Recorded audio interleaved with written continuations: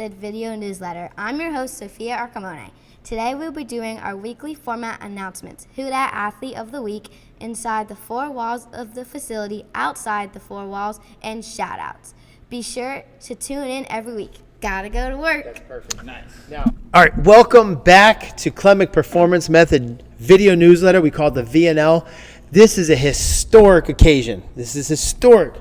For this reason, we just found out the gender of the little baby Klemic, and it's a boy. Yeah. We just went to the it's called Bellissimo, and we were there for 10 minutes. They put us right back there. They start ultrasounding.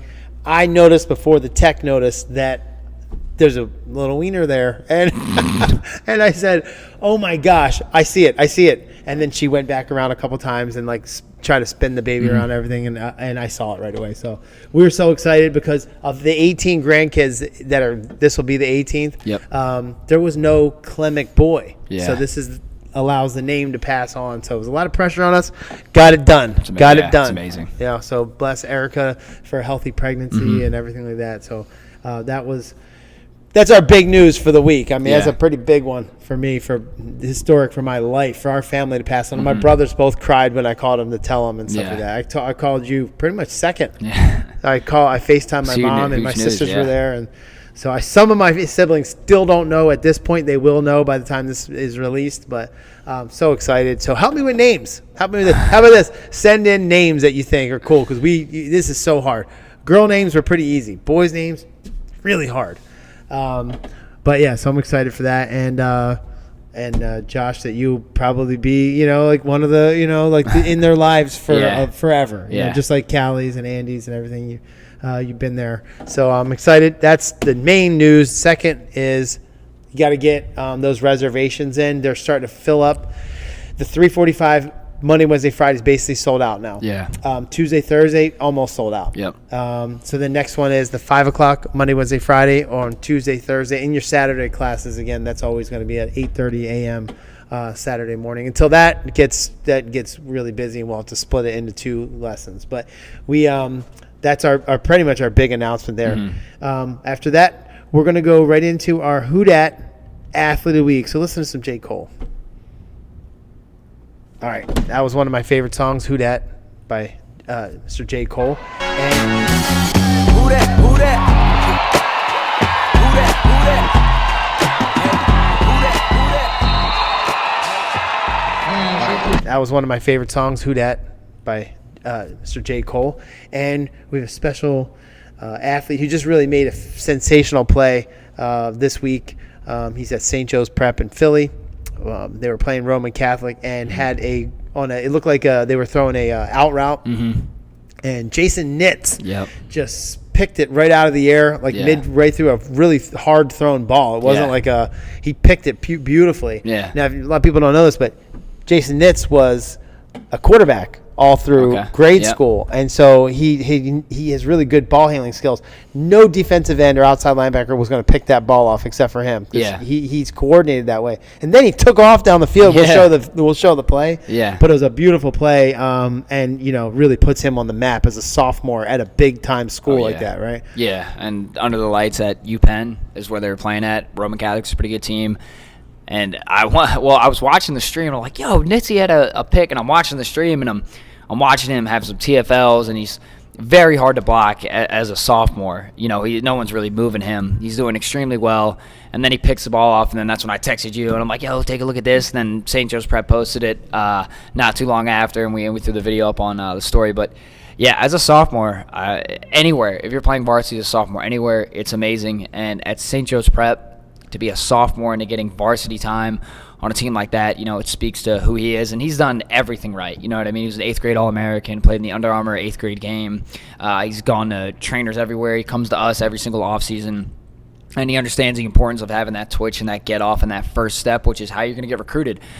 So seeing that pick was great. especially as a sophomore. Again, I can't stress that enough at St. Joe's Prep in a big under the lights game at UPenn versus Roman Catholic. So it was amazing. Yeah, and the thing about Jay Nitz is that here's a guy that understands every aspect of what he's doing and how important it is. Exactly. And you can watch. You just know a kid like that. You know he's going to come back and destroy the weight room. Mm-hmm. He's going to come and destroy all his testing scores and try his performance stuff. Yep.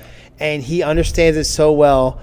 And you can see the subtle confidence starting to grow in him. That play is going to play a major part in that. And then he's like, he looks a lot like, Romanowski or, Brian Bosworth is what he looks like.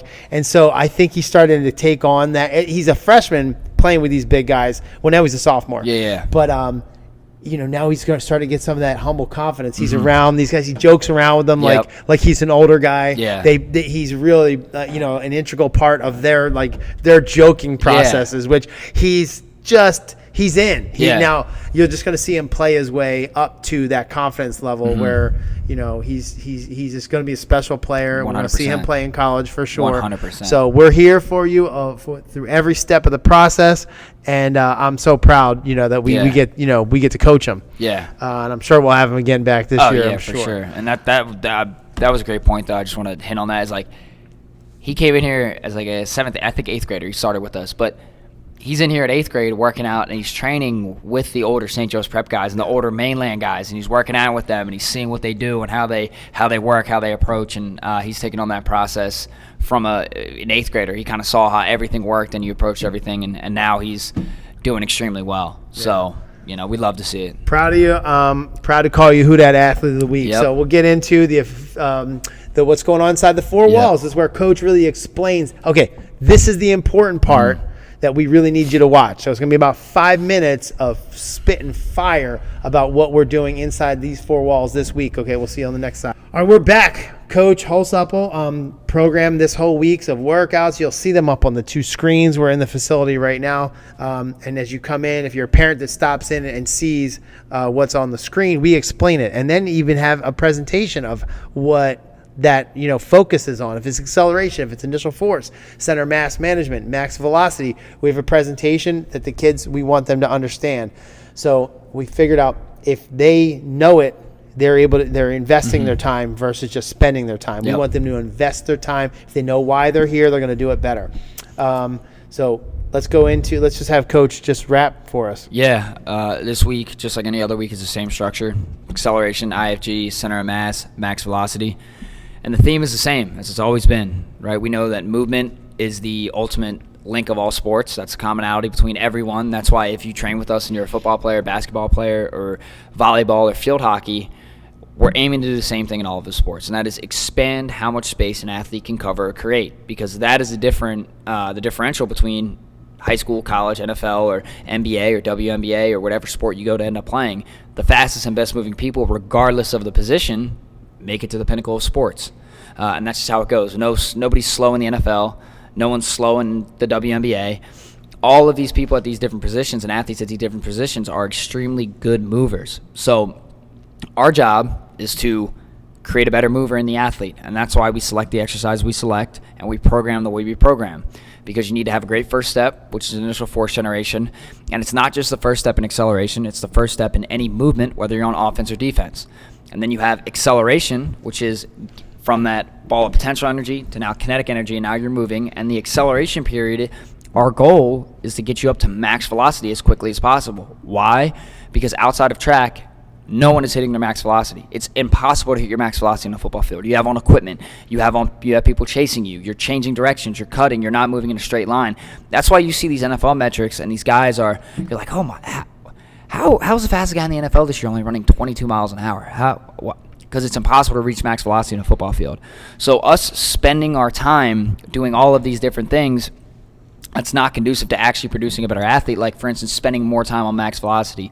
We know the importance of max velocity, but we also know that initial force generation, center of mass management, acceleration are much more important than that max V. That's why we have it 1 day per week. So everything that we do is based around that. If you play volleyball, you need to be able to quickly move and have a large amount of reactive strength. And that's incorporated into all these days. Now, depending on who you are as an athlete, you may have a different performance plan. You may be one day here, one day there, and then one day, max velocity. Or you may be a 3-day a week. Or you may be somebody who is a 4-day a week kid who's like, I want to do everything I can to maximize my off season, so I'm going to do one of every single day that you have to offer. And that's the basics of it all. And if you think about any position, this is very important, as a parent or as an athlete, is what you're doing should directly carry over to what you play. If you're playing, a middle infielder at second base or shortstop, well, what do you have to do there? You have to be able to defend a large amount of space up, left, right, forward, back. You need to be able to move with extreme explosiveness, and everything that we do in here is designed to get you to be able to cover more space. I love it, and I want to explain this too. When you're able to change directions or you're able to change speeds, like I watched this study about LeBron James, about how he's one of the slowest moving athletes on the court, right? But then he can hit the highest accelerations. Yep. So him moving at low speeds, that's not where the athleticism is happening. He's actually conserving energy during those times so he can be highly explosive at others. So just knowing how to slide and use your energy, this is really a smart way that he plays and where it shows up athletically. Same here. We want you to be able to conserve energy and then express energy really, really quickly. And the thing is, when you move at higher speeds, let's say we're in most sports, if you can get defenders to move at higher speeds and then you can change its percentage, it doesn't have to be that much. If you can get them moving at high speeds that they aren't used to using and you are, then they don't know how to move and decelerate at those speeds. So you're trying to get them to move at a high speed so that you can break them down. Right? So being able to move at a high speed actually gives you the ability to break somebody, break them off and create separation. If you don't get them moving at high speeds, it's really hard for them to make a mistake, right? So they just kind of move at a mid-range speed.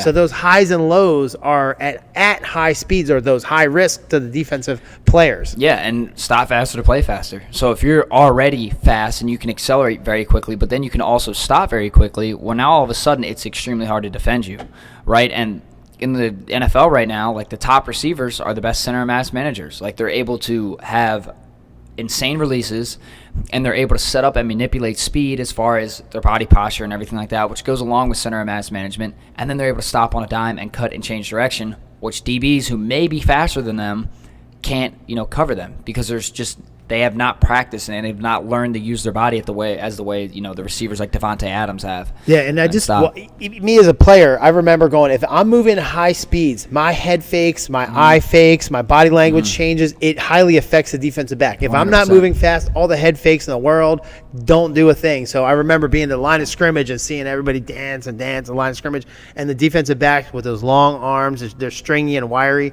they're just staring at you like, okay, I'm ready to go when you go. But if you get them moving at high speeds and make a movement, any subtle movement with your body, it really throws them off. So we need our athletes to be able to move at high speeds before you use different body language 100%. checks to throw them off. That happens in any sport. You get people moving at high speeds, they're going to make mistakes. If you can't get them moving, sorry, it just doesn't work. You have to displace yourself and be able to for those moves and things to be able to work. And this is something else that we all know, that track athletes are the fastest people in the world. How do track athletes get so fast? They ran and they sprinted. So when you go back to what you should do in the off season, the first and main thing should always be sprinting and moving, actually moving your body, whether it's through plyometrics, through jumping, through sprinting, acceleration. You don't even have to train with us. We're just saying in general, like, you should be sprinting first. I don't know where along the line sprinting has died, but when I was a kid growing up, like, all I heard was weights. That's all I heard. And I'm sure there's thousands of other kids and parents that have I think it's maybe the bodybuilding industry with the big branding of supplements and the magazine covers and how great these people look, and that's become the pinnacle of a male physique in order to be a great athlete. Somehow worked its way in there. But you need to sprint. You need to be able to move. You need to be able to move, and that's what our programming is all geared around for every single one. There's not one sport that what we do does not apply to. And we like to watch trends, and like, let's just use the 40-yard dash because we use it a ton, right? 40-yard dash is acceleration, but if you look at the fastest athletes to ever do it at the combine and the slowest athletes to ever do it at the combine. The fastest athletes are about 19 to 20 strides. That's anybody going sub 4.3. Yep. Anybody going above 5.3 is about 24 steps. So if you look at how you produce forces, now you could be 300 pounds and stuff like that. Yeah, there's but some variance. Let's say if you're using all the same guys, the guys that run the faster times are doing it in less steps. So their stride is producing more force. They're able to, in a short period of time, they're able to produce more force, creating more distance. So their stride has power, right? Yeah. It's not that they're reaching and bounding. No one would ever even dare to try to do 10, 15 strides. So that's not going to make you faster. It's really honest power that's coming out of your foot and be able to produce force and extend your stride length. Yeah. It has to. 100%. And a lot of these athletes have a track background. You know, all the guys that run fast, all these guys that run insanely fast times are track background guys, which comes back to, if you want to run fast, you have to also understand, just like anything else, hitting a baseball, throwing a football, lacrosse, anything, it's a skill. Sprinting is a skill. And most people learn to sprint through sports. So they learn how to sprint while not actually learning how to sprint. You know what I mean? So they're starting off with bad mechanics, and they're starting off not ever developing the actual way. They're getting right into sprinting and running without ever actually developing the physical qualities or spending time on developing that, which sprinting and movement in your sport, again, is the number one indicator of how athletic you are. Slow people don't play. Fast people play. So as an athlete, you need to understand that, yes, the weight room is great. And yes, there's other things you need to do in order to be an injury bulletproof person and to build maximal strength and all of that. But sprinting is the number one thing in sports. Moving is the number one thing in sports, and it's a skill that you have to practice. Yeah. So, both me and Coach, we both like this guy named Tony Holler. Phenomenal. He's just makes everything simple, right? Yeah, and if you understand the bigger concept, you can get to underneath it. Yeah. But you have to understand the big concept and kind of just like Coach Hurd would say, understand the concepts first. Like, you know, we're going to have to work out of a concept. Do you believe the concept? Yeah. Okay, now we can get underneath that, and we get below that, and you will get interested. Understand the concepts are cutting out a lot of stuff that is kind of useless or whatever, useless information. And what we do is we kind of go through the information and kind of decipher it for you. Yeah. So we're kind of like an interpreter from what's really important, interpret it, and take out what works. Some of the stuff that you'll see online too, it does work in theory. It does not work in practice. You forgot that the recovery period between those things doesn't work. Yeah. You forgot that from a motivation standpoint, you forgot from an injury standpoint, you forgot from in a introvert to extrovert perspective, which I've read a lot on, just how introverts can come in and some athletes can do the same workout and they're fine with doing the same workout every single day because that's what works. And then extroverted athletes in general will be like, why are we doing the same workout we did last week? Why are we doing the same workout we did well, I've had this with kids before. It's like, well, coach, we did this last week. Well, that doesn't mean it's not going to work this week. Like, you know what I mean? And you got to build off of something. Yeah. You got to have something to build off of. But that's all a part of it too, is especially in this facility, is like we have to take in all of that into account. And the results don't lie. You know, we're at about 22%, 23%. Some kids go above and beyond that. But for you to be able to come in as any athlete at any level and to get 22% on your gain in your first cycle clearly means that something is working. And 22% is, I think maybe people might be accustomed and they just, if you don't know, 22% is insane. Like a coach will tell you, if we put 3 inches on your vertical leap this offseason, that's great. Like we're doing 6, 8, sometimes 9 inches, 10 inches on one cycle. There's a ton of kids that get their first dunk on their first, in 12 weeks. 12 weeks ago, they couldn't dunk. They couldn't move. And in 12 weeks now, they're throwing the ball down on the 10-foot rim. It's because we're building all of the qualities that you need. It's neat. We just, speaking of like, you know, where this is glaringly obvious. So we coach Gabby Arachi for a short period of time, you know, maybe 2 cycles or whatever. And we coached Ella Miller. We tested their volleyball teams yesterday. That was like 30-something kids that we tested.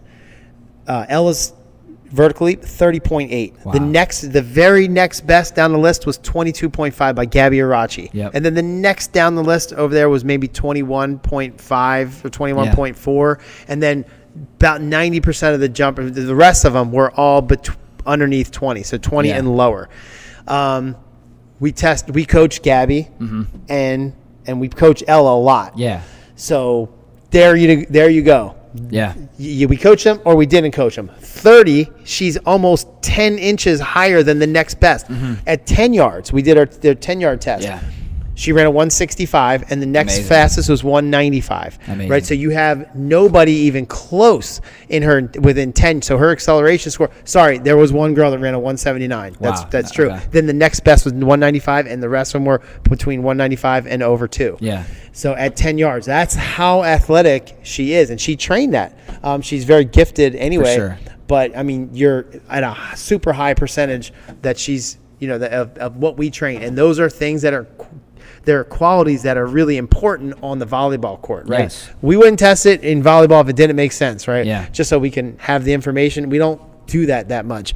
If we're out to test your team, that's what we've been doing, is the qualities that help them. And I actually did the approach jump too, and her approach jump was 10 inches higher than everybody else's on the approach. For sure. So it's how it goes, and we don't do it if it doesn't work. So, and it was cool. Ella went 30.8. That was pretty cool because she hasn't been in here for a little bit. Yeah, and she for her to still pop at 30.8, knowing she's been able to do 31.9. Yeah, 31. Did she ever get to 32? I don't think. I don't know if she ever hit 32, but she still has she that. Retains that. Yeah, and she just came the top speed for on Saturday and popped like an 18.94, and she hasn't been in like a month or so because she's been busy with sports, which we understand that. But she gets in here often, and she definitely understands. The importance of this, and it shows up on naturally. Put this way, naturally, she's about a 24, so she would have been the highest jumper already by about 2 inches, or no, maybe 4 inches. Yeah. So she's not 30.8. That's trained. That was ingrained there. That's trained. And when I saw her elevate, I was like, wow, it's crazy to see her just get up that high. Yeah, she's our first girl over 30 inches in 8th grade. First ever in 8th grade. She's got ways to go. We want her to be the first girl to hit 40, 40 inches. That's the goal. All right, so let's get into our shout-outs right after the break.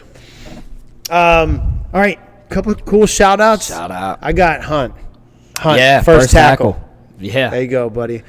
Coached him since he was probably 9 years old. I was there when I brought over an edible arrangements for Courtney when he was born to the hospital and Shore Memorial. Like I've been there around. I've just watched him grow, and he's such a good kid. He's so solid, super bright future. So bright that you got to wear shades basically. That's how bright his future is. But I'm so proud of him being like.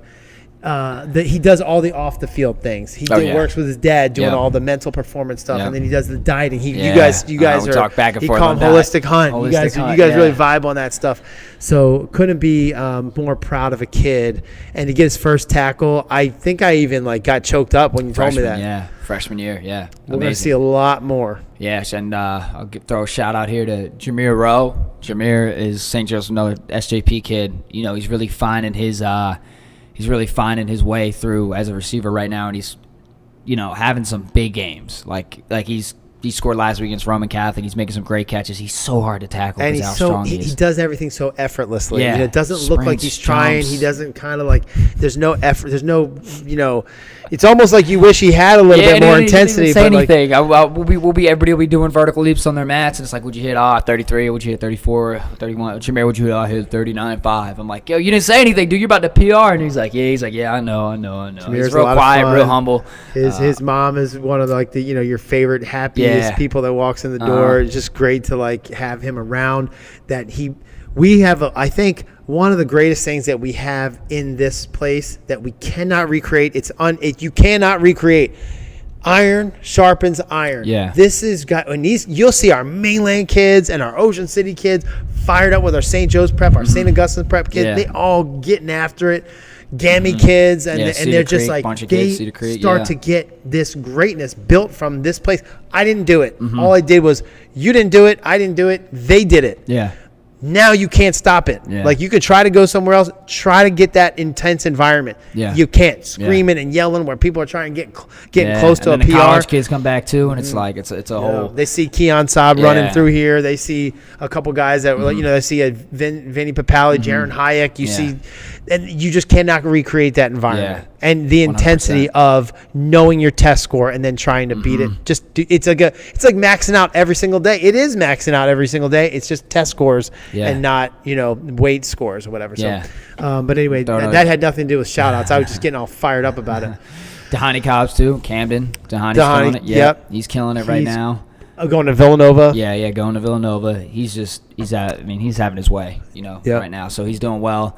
Trying to think, there's a lot. I know that I'm missing some right now. We're going to miss a lot because we're excited about the boy, announcement of the boy and that. But Trey, Tristan, Teagan, Ty, McClear, all of them are just lighting it up right now.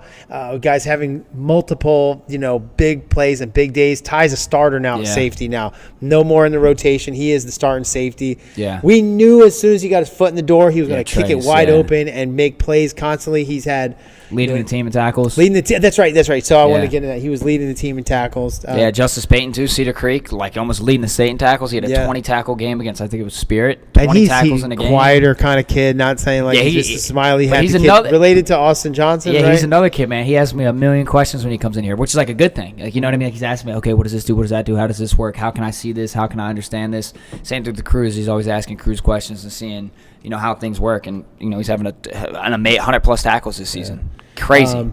Another, I just want to shout out to Coach Holsupple because you guys know he is in charge of our social media campaign, and if you've seen the way that has stepped up in the past few weeks, it's unbelievable. Yeah, we're starting to roll. That's really all him. Once in a while he tells me to say a few words on there, and I'll do it. And one more thing, I just want on Sunday. I want to see somebody show up for this. Vince Papale is coming to the radio show where we're going to be hosting it at La Scala's in Brigantine.